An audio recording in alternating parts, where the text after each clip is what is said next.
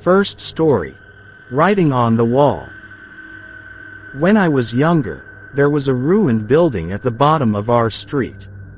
All of the kids in the area kept well away from it, because the rumor was that it was haunted. The concrete walls of the old two-story building were cracked and crumbling. The windows were broken and shards of glass lay all over the floor inside. One evening, as a test of courage, my best friend and I decided to explore the creepy old place. We climbed in through a window at the back of the building. The whole place was dirty and there was a layer of mud on the wooden floor. As we dusted ourselves off, we looked up and were shocked to see that someone had written the words, "I am dead," on the wall near the ceiling. "Probably just some teenagers trying to scare kids," I said. "Yeah, probably," replied my friend nervously. We explored more of the rooms on the ground floor. In a room that appeared to have once been a kitchen of sorts, we found more writing on the wall. It read, "I am in a room upstairs." We walked up the creaking stairs to the second floor. I led the way and my friend followed close behind. I wasn't scared, but he was beginning to get a little jittery. When we came to the top of the stairs, we turned left and walked cautiously down the narrow hallway. At the end of the hallway was a closed door with some more ominous writing on it. "You will find me in this room." By now, my friend was shaking with fear. I was quite creeped out too, but I didn't want to show it. He told me he didn't want to go any further, but I insisted, telling him there was nothing to be afraid of. I turned the handle and the door creaked open. We stepped into the room and found it empty. There were two closed doors on either side. There was more creepy writing on the wall. It read, "My head is on the left and my body is on the right." As soon as my friend saw this, he completely lost his nerve. He gave a yelp and turned to run away.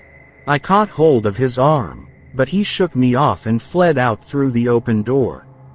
I heard his footsteps disappearing off down the hallway. I held my ground. I was determined to be brave and overcome my fear. Mustering all my courage, I opened the door on the right and walked inside. I walked to the other side of the room and on the wall, written in tiny letters were the words, "My body is underneath." I looked down at the floor. I was standing on some more writing on the floorboards. I stepped back and saw the words, "My head is coming from the room behind you. Turn around." I heard the door behind me creaking and quickly turned. There was a shadow moving behind the door. Suddenly something rolled into the room and came to a rest against the wall. It was my friend's severed head. His dead, sightless eyes seemed to stare at me. Screaming in horror, I flung myself out through the open window and fell 2 stories to the ground. I landed on my side, breaking my arm. In horrible pain, I ran home, crying and yelling for my parents. The police were called and they searched the old ruined building. At first, they didn't find anything. There wasn't even any writing on the wall. They combed the house from top to bottom, but didn't find any traces of my friend. Then they pried up the floorboards. His body was lying underneath. They never found his head. Second story. Mudhouse Mansion. Mudhouse Mansion was a haunted house located outside Lancaster, Ohio. According to locals in Lancaster, the house was built in the early 1800s by a government official who lived there after the Civil War. The man still kept slaves in Mudhouse Mansion, even though it was illegal. It seems this man didn't abide by the law and kept his slaves locked up in an outbuilding at night. He treated his slaves very poorly, and conditions were so bad that one slave started building a tunnel underneath the wall of the outbuilding. He dug a little every night after the lights in the mansion had gone out and the slave owner and his family had gone to sleep. Eventually his tunnel was completed and he squeezed himself down the small opening and came up on the other side of the wall. In the dead of night, he crept towards the mansion, slipped the lock on the back door, tiptoed up the staircase and killed everyone inside. In the morning, locals discovered what had happened, but all the slaves had escaped and no one was ever charged with the crime. The house lay vacant for years afterwards and neighbors heard strange groans and shrieks coming from within the empty mansion. Everyone believed it was haunted by the ghosts of the slave owner and his family. Nobody dared to enter the menacing-looking building.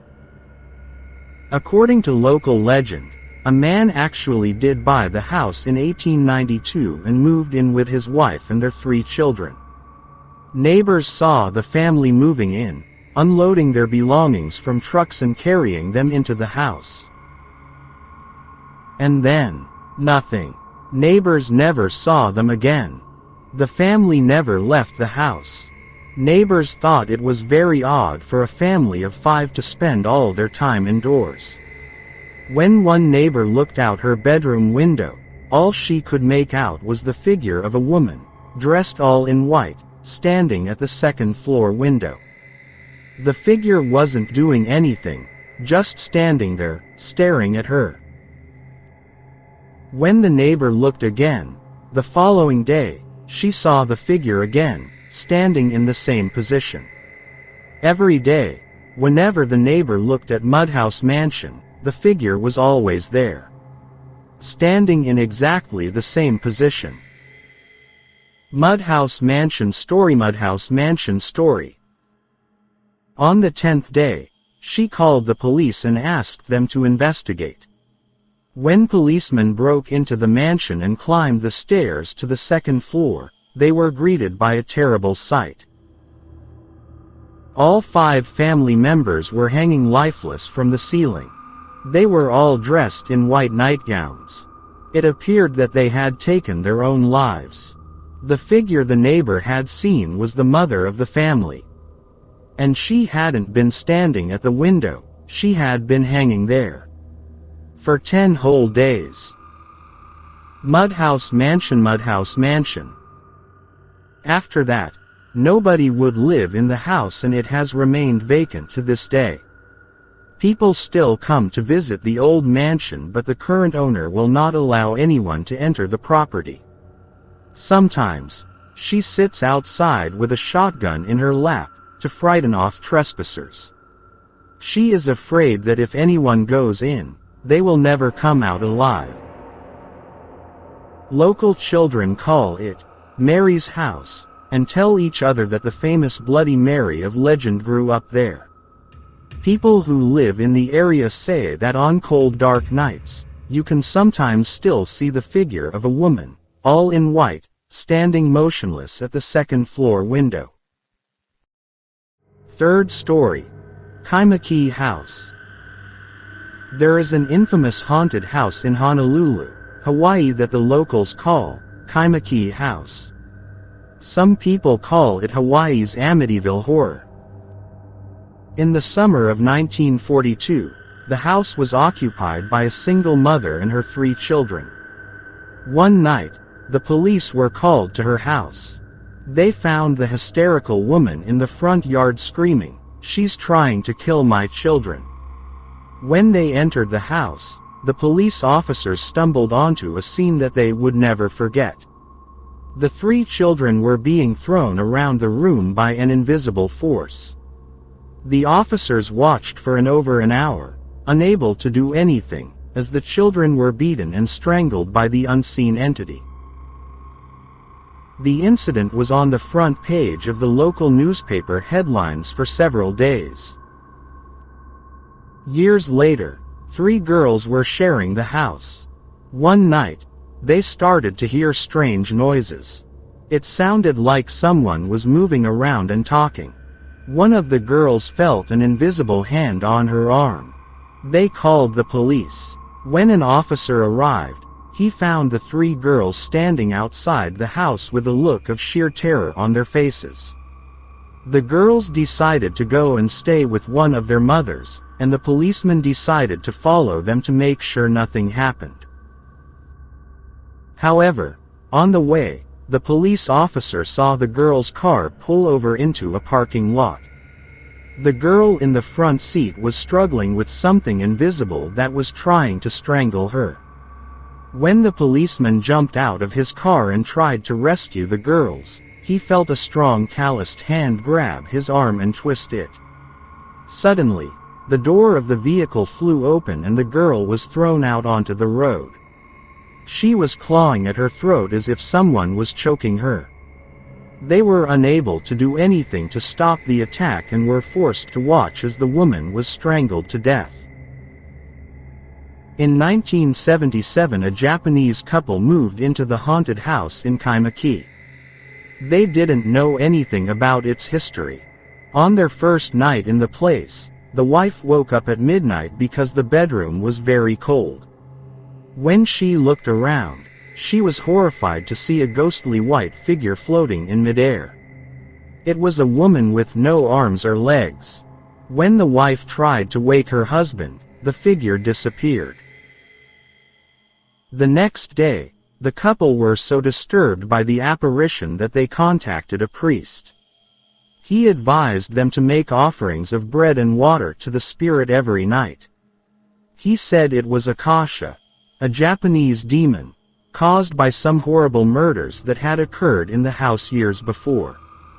After repeating the ceremony every night for a week, the couple never saw the horrific spirit in the house again.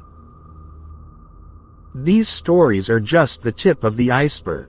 They say the cause of the haunting was a series of terrible murders. Many years before, a Japanese immigrant lived in the house with his wife and 2 children. Apparently, the husband killed his wife, his son and his daughter. He chopped up the bodies and hid them on the property. The police discovered the corpses of the wife and son buried in the garden, but the daughter's body was never found. They say her corpse is still hidden somewhere in the house. After that, the house was abandoned for many years. Later, there were 2 women who lived in the house. One of the women fell in love with a man. There was some type of love triangle and they say the man was driven mad by jealousy. He murdered both of the women and then committed suicide in the house. The bodies of the 3 people were found inside the home after a few days. It is believed that these horrible murders created Akasha, a Japanese demon created by grudge or extreme anger after a shocking murder. Today, villagers still tell stories of the terrifying occurrences, and many books and newspaper articles have been written detailing the haunting in Kaimaki House.